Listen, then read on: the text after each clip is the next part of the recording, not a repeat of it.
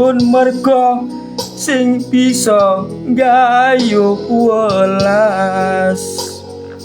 Kepingine isun bisa gayuh welas riko, tapi kelendi maning isun sing gaduh. Merga riko wis digayuh wong lanang liya.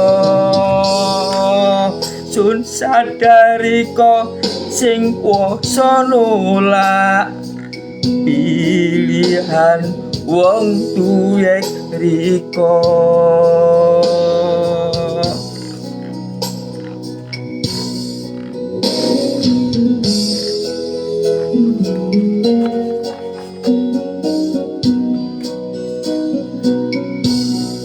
Bapak Mariko wis sing bisa ngrestui kadung riko isun padha welase.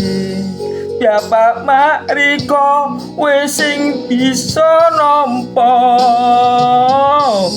welase riko isun. Bapak Mariko wis mepeti dalan welas iki.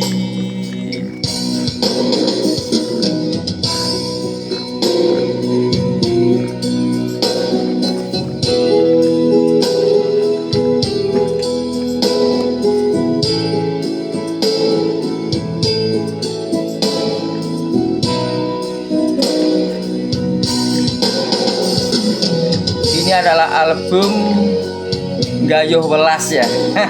Spesial 1 Suro.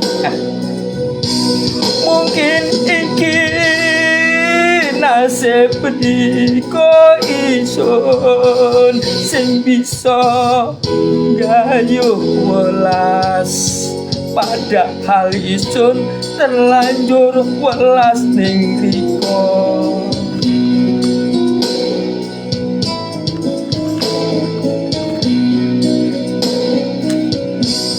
Mari wes lakone riko, isun sing bisa gayuh welas. Kepingine isun bisa gayuh welas riko, tapi kelendi maning sing isun sing gaduh. Merga riko wis digayuh wong lanang liya.